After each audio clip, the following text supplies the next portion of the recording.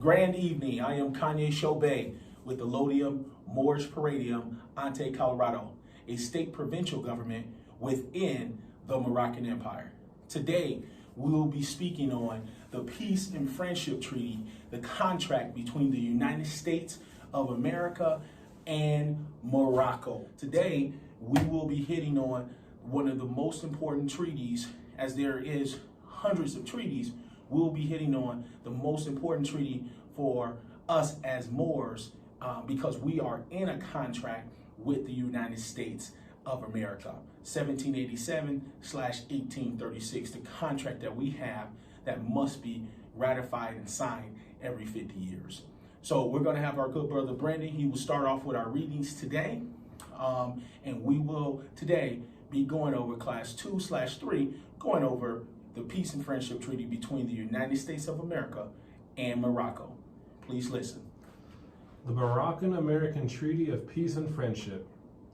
In the name of Almighty God, this is a treaty of peace and friendship established between us and the United States of America, which is confirmed and which we have ordered to be written in this book and sealed with our royal seal.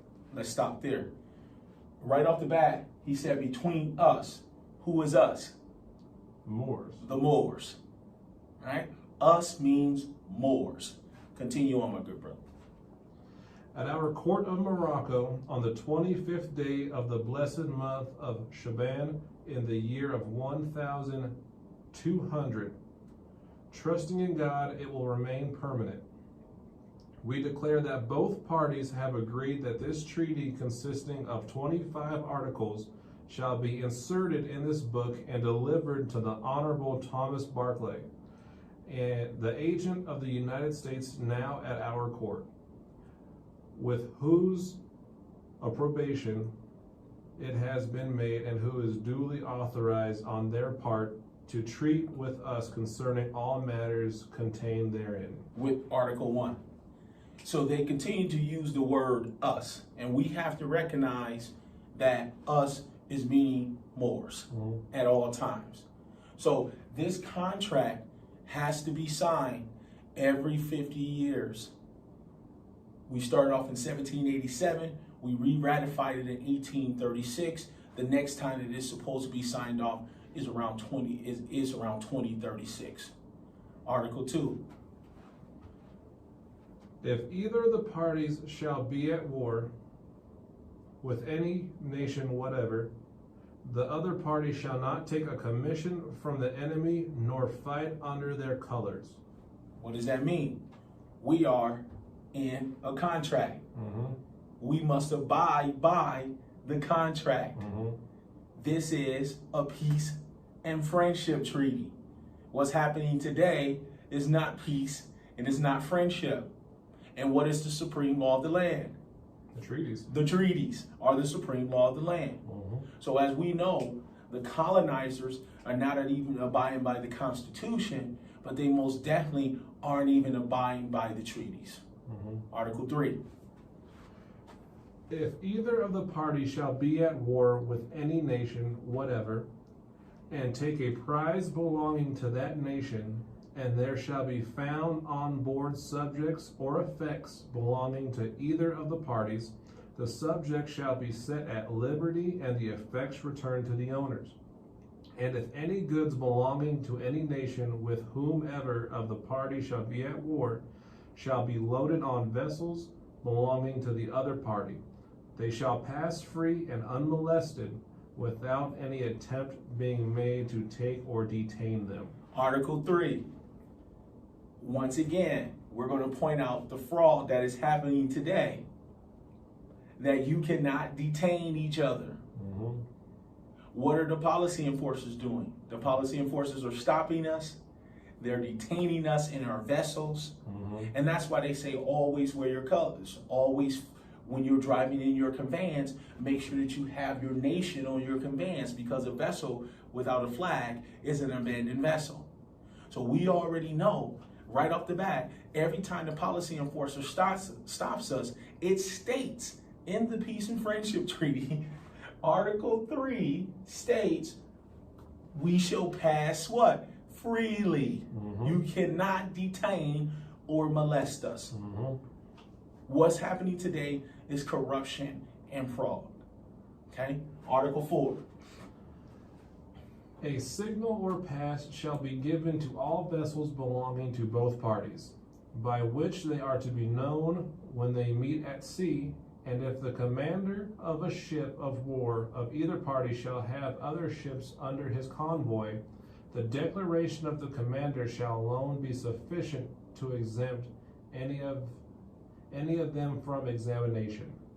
Article 4 states, you don't have to come and get on my vessel. Right? It states right here, the commander shall alone be sufficient enough. So when they stop us, I am a foreign national, a Moroccan national. You see my plates. This is my identification. At that point, we should be able to, that should be efficient enough at that point. And we shall pass freely without molestation. Article 5. If either of the parties shall be at war and shall meet a vessel at sea belonging to the other, it is agreed that if an examination is to be made, it shall be done by sending a boat with 2 or 3 men only.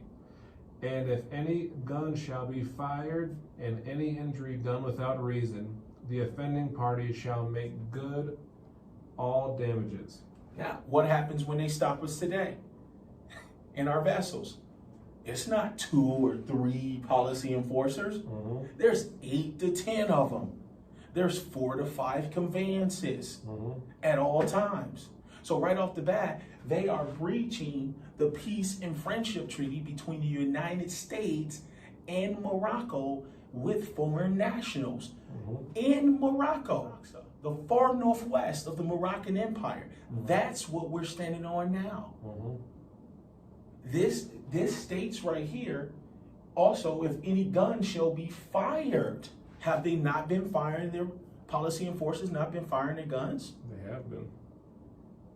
They're in breach of contract. That's what we're in with them. Article 6. If any more shall bring citizens of the United States or their effects to his majesty, the citizens shall immediately be set at liberty, and the effects restored, and in like manner. Stop right there. If any more shall bring citizens of the United States or their effects to his majesty, the citizens shall immediately be set at liberty, and their effects restored, and in like manner. Like manner means it's same as the United States. We must do what we must abide by the treaty, as well as the United States must abide by the treaty. This is too easy.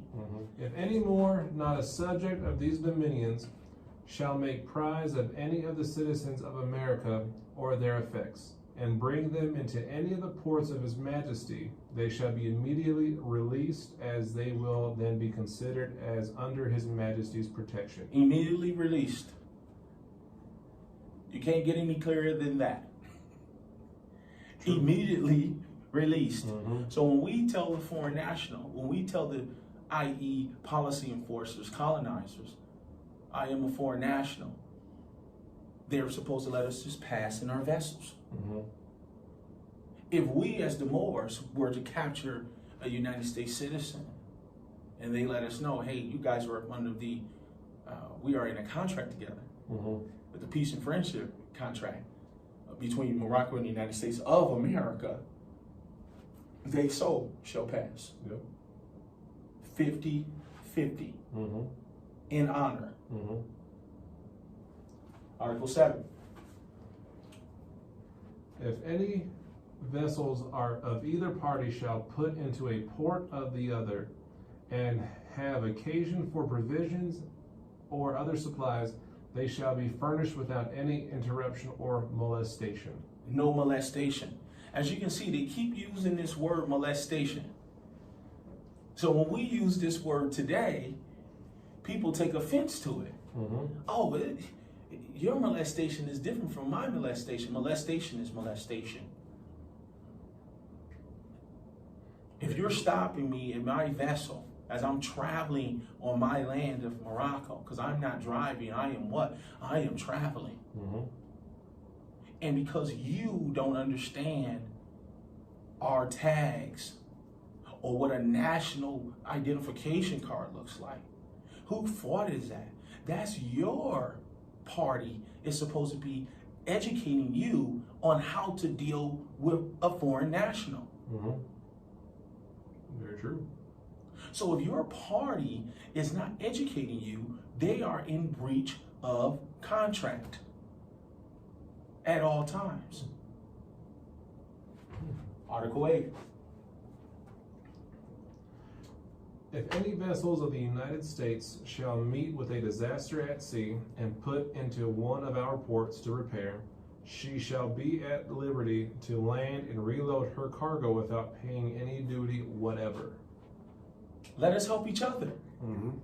It's a peace and friendship. It's a peace and friendship treaty. You shall not cargo without paying any duty. So why are they charging us parking tickets, seatbelt tickets? Those are not crimes. Speeding is based upon your discretion. Read the Supreme Court law. Hey, we suggest that you drive at 65, but if you go 85, you're not breaking the law because you're traveling on the land of Morocco. You should not be charged.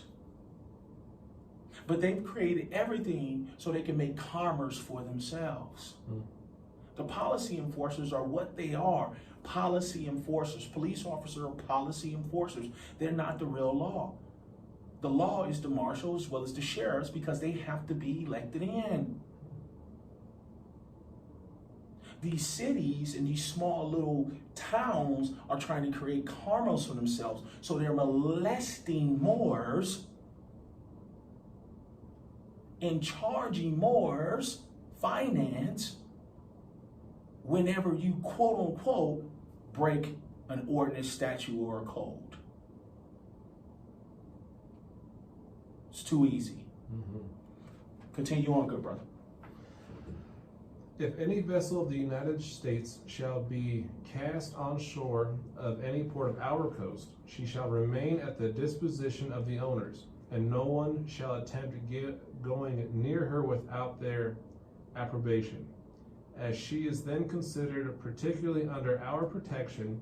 And if any vessel of the United States shall be forced to put into our ports by stress of weather or otherwise, she shall not be compelled to land her cargo, but shall remain in tranquility until the commander shall think proper to proceed on his voyage. Peace. That's all that is. Let's not cause each other stress, duress, and coercion. If you have an impediment, let us try to help you. If we have an impediment, you should try to help us. All this stress, duress, and coercion is ridiculous. Because that's what friends are supposed to do. That's what friends are supposed to do. We are friends. Or expect to work inside the friendship and peace between us both. Absolutely. Between both parties, I mean. Between both parties, which is United States of America and Morocco. The United States is just a DBA. The treaty is between the United States of America. Article 10. If any vessel of either of the parties shall have any engagement with a vessel belonging to any of the Christian powers within gunshot of the port of the other, the vessel so engaged shall be defended and protected as much as possible until she is in safety. And if any American vessel shall be cast on shore of the coast of Wadun or any coast thereabout, the people belonging to her shall be protected and assisted until, by the help of God, they shall be sent to their country. Shall be protected and assisted. Most of these articles that we just wrote has talked about protection and assistance, Mm-hmm. and you shall not be molested. Mm-hmm. Today, we're not being protected, we're not being assisted, and we're most definitely being molested. Moors are. Yep. Conscious and unconscious Moors. Very true. Very true. Article 11. If we shall be at war with any Christian power, and any of our vessels sail from the ports of the United States, no vessel belonging to the enemy shall follow until 24 hours after the departure of our vessels. And the same regulation shall be observed toward the American vessels sailing from our ports, be their enemies Moors or Christians. Moors or Christians. Because right here it says the Moors and Christians are in a friendship together. Mm-hmm. That's why we have to stop getting upset when people want to read their Bible. Let them read it.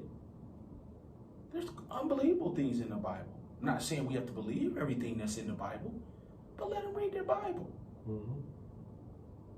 But the problem is the administrators that have this information that's not passing it down.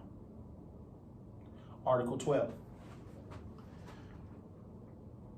If any ship of war belonging to the United States shall put into any of our ports, she shall not be examined on any pretense whatsoever. Stop.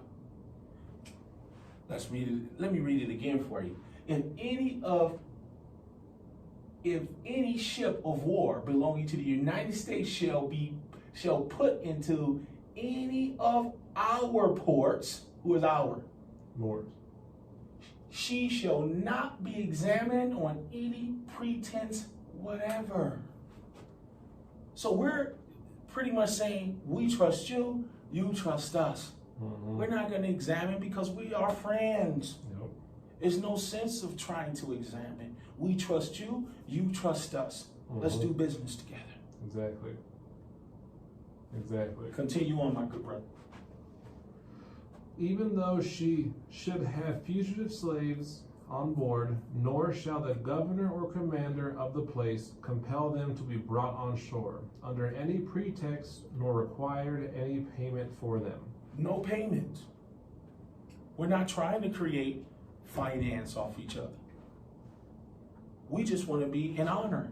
We want to be in honor to our treaty between the United States of America and Morocco. Not the United States. The United States of America. Continue on. If any ship of war of either party shall put into a port of the other and salute, it shall be returned from the fort with an equal number of guns, not with more or less. Not with less. With an equal number of guns. Not with more or not with less. So when you come there with what you got, they'll send you back with the same number or amount that you had. That's called friendship. That's called one person is not trying to get ahead of the other. That's called being in honor. Yep. Why do we tend not to do that today? If I got a 10, somebody else want to have $11. If I get a 20, somebody else got to have 21 Federal Reserve notes. We're always trying to be one step ahead of each other instead of being in honor to our treaties. Yep. I want to see you make finance, but at the end of the day, I want to make more finance. That's not being in honor. Oh no. It's being greedy at that point. Exactly. And greed is what's got us in this situation today. Continue on, my good brother.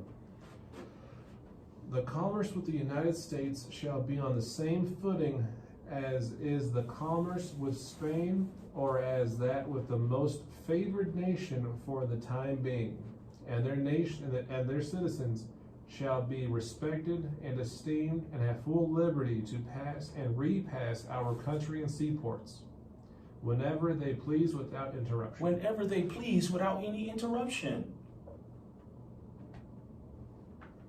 we should be allowed to travel back and forth on our imports, on our land without any interruption. Why are we continue to be interrupted every day?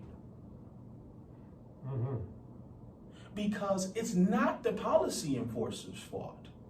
Let's get this out of the way. It's the administrators' fault. It's their boss's fault. The mayors, the governors that are not telling them to abide by their what? By the treaties. They're pushing the treaties, which is supreme law of the land, to the back. They haven't told them to read the consular notifications and access on how to abide, on how to handle foreign nationals. Policy enforcers that I've talked to don't know anything about a consular notification and access on how to deal with foreign nationals. They're unprepared in their duties, which is their higher administrator's fault. So we have to come in peace and love and not always come, we have to not always get upset at the policy enforcers, because we got to understand, as being in a higher conscious mind, that they're not being taught the things that they should be being taught. They are being molested themselves. Very true. So we got to come with our 5 principles, which is love, truth, peace, freedom, and justice. And when they don't understand, try to give them a little bit of knowledge of what actually should be happening. Continue on, my good brother. Article 15. Article 15. Merchants of both countries shall employ only such interpreters and such other persons to assist them in their business as they shall think proper. No commander of a vessel shall transport his cargo on board another vessel. He shall not be detained in port longer than he may think proper. And all persons employed in loading or unloading goods or in any other labor whatever shall be paid in the customary rates, not more, not less. Not more, not less.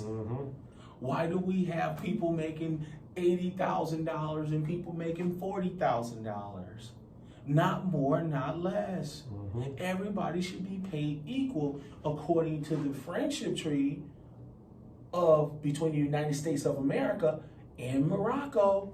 Not more, not less. Everybody's on an even level playing field. Let's be friends.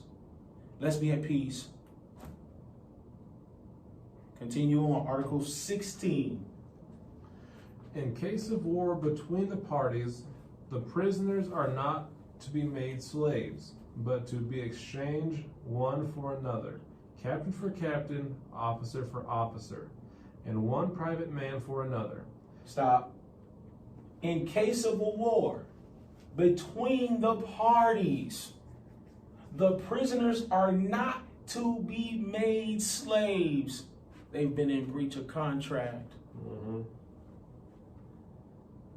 We were never supposed to be made slaves.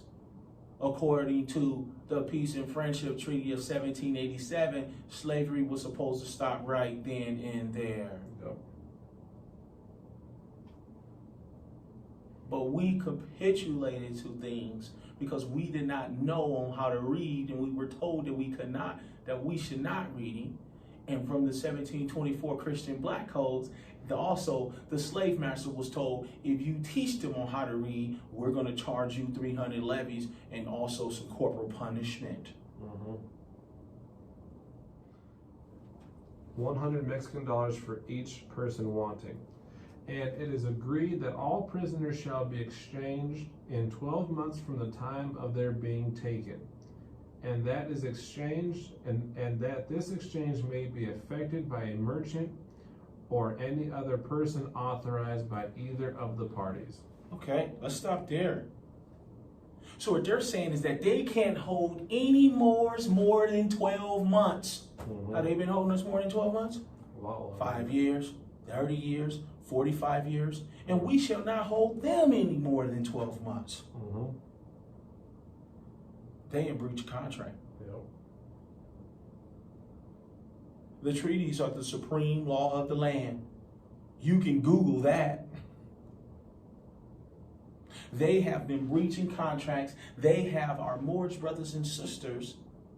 They have them molested. They have them in prisons, i.e. concentration camps, and they have been breaching their contract because of their arrogance and because we don't read. Article 17. Merchants shall not be compelled to buy or sell any kind of goods, but such as they shall think proper, and may buy and sell all sorts of merchandise, but such as are prohibited to the other Christian nations. Christians are in our peace and friendship treaty. So why are we saying bad things about them?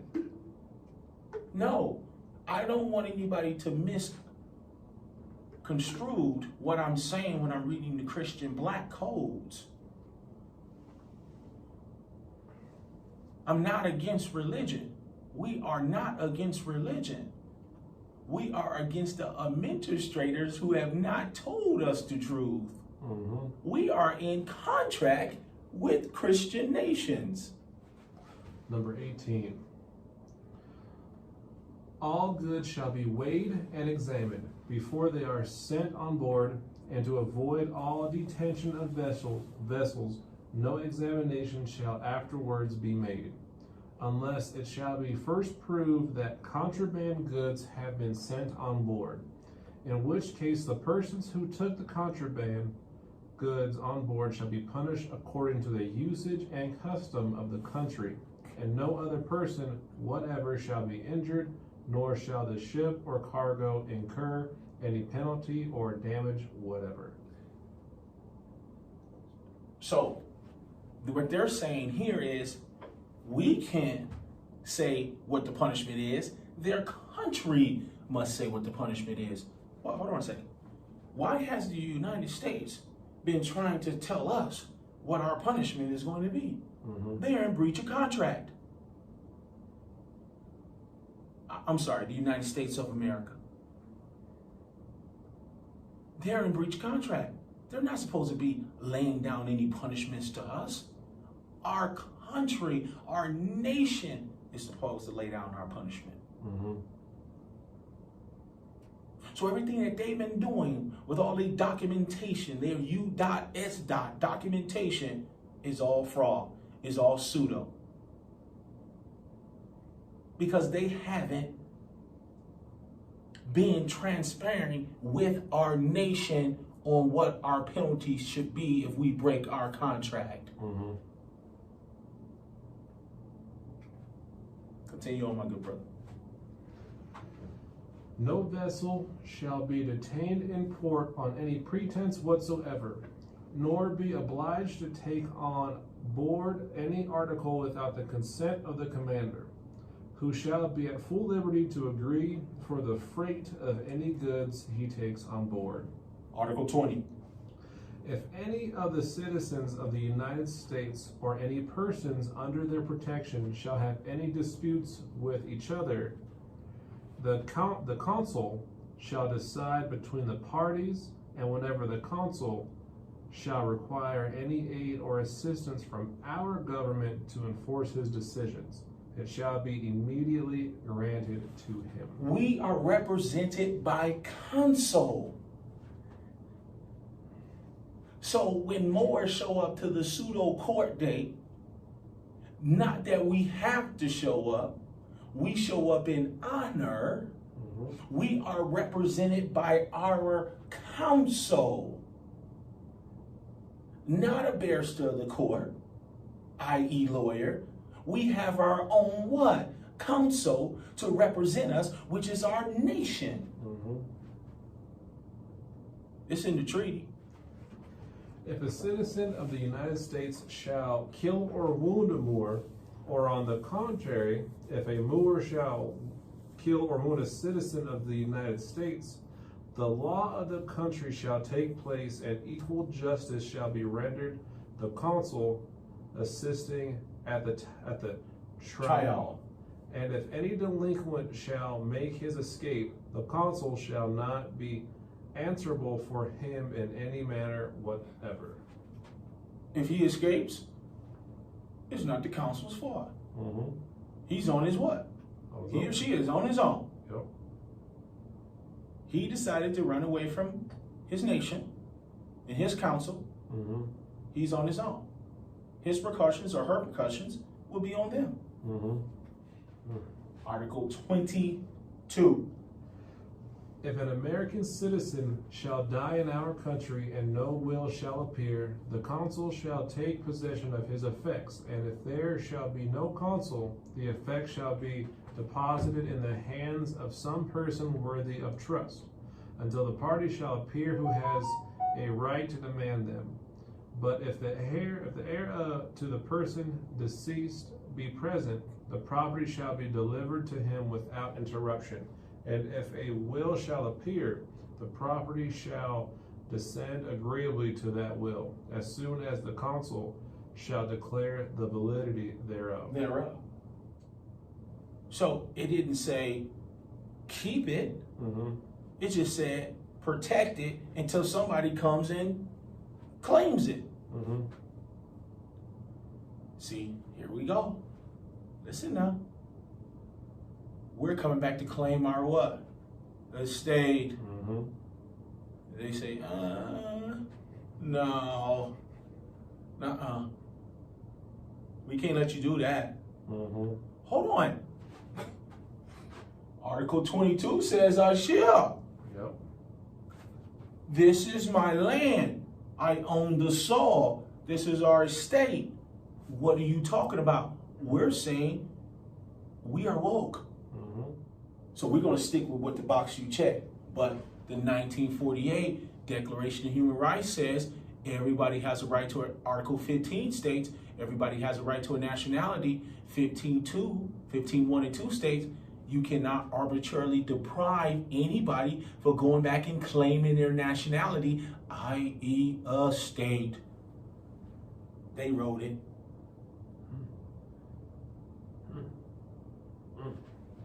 Article 23. The consuls of the United States of America shall reside in any seaport of our dominions that they shall think proper, and they shall be respected and enjoy all the privileges which the consuls of any other nation enjoy. And if any of the citizens of the United States shall contract any debts or engagements, the consul shall not be in any manner accountable for them, unless he shall have given a promise in writing for the payment or fulfilling thereof, without which promise in writing no application to him for any redress shall be made. So, dominions is land. It's our land. We don't have debts. How can you have a debt on something that's already yours? True. We are Moroccan nationals. We don't have debt. But they're trying to put us up under the auspices of Black and African American, because those people are civilly the mortus, dead in the eyes of the law. Hold on one second. So if somebody's dead, do they have debt? Oh, so even the Black people don't have debt because they're civilly the mortus. And Moroccan nationals, we don't have debt because we own the estate. See? Article 24. If any differences shall arise by either party infringing on any of the articles of this treaty, peace and harmony shall remain notwithstanding in the fullest force, until a friendly application shall be made for an arrangement, and until the application shall be rejected, no appeal shall be made to arms, and if a war shall break out between the parties, 9 months shall be granted to all the subjects of both parties to dispose of their effects and retire with their property. And it is further declared that whatever indulgences in trade or otherwise shall be granted to any of the Christian powers, the citizens of the United States shall be equally entitled to them. Okay, look, if we go to war, you guys got 9 months to pack up and get up out of here. Mm-hmm. Whatever's yours, take it, and whatever ours, we're going to take. Mm-hmm. Well, we're giving you 9 months. Article 25. This treaty shall continue in full force with the help of God for 50 years. We have delivered... Stop. Read it again, brother. This treaty shall continue in full force with the help of God for 50 years. With the help of God. Allah. We have delivered this book into the hands of the before-mentioned Thomas Barclay on the first day of the blessed month of Ramadan in the year 1200. I certify that the annex is a true copy of the translation made by Isaac Cordoza Nunez, interpreter at Morocco, of the treaty between the Emperor of Morocco and the United States of America. Read that last line again. I certify that the annex is a true copy of the translation made by Isaac Cordoza Nunez, interpreter at Morocco, of the treaty between the Emperor of Morocco and the United States of America. United States of America. United States of America. As you guys can see, there's 25 articles. 2 plus 5 is what? 7. The circle 7. Mm-hmm. Mm-hmm. This is a very simple but important treaty. And what I mean by simple? Simple means my 3rd and 4-year-old, my 3rd grader and the 4th grader can understand this treaty.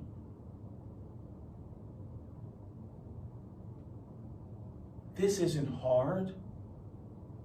This is just called truth. Mm-hmm. If you don't have time to read 25 articles that are very simple, you don't have time to be free. True. True. Please, to all the Moors, read your 1787/1836 when it was ratified Peace and Friendship Treaty between the United States and Morocco.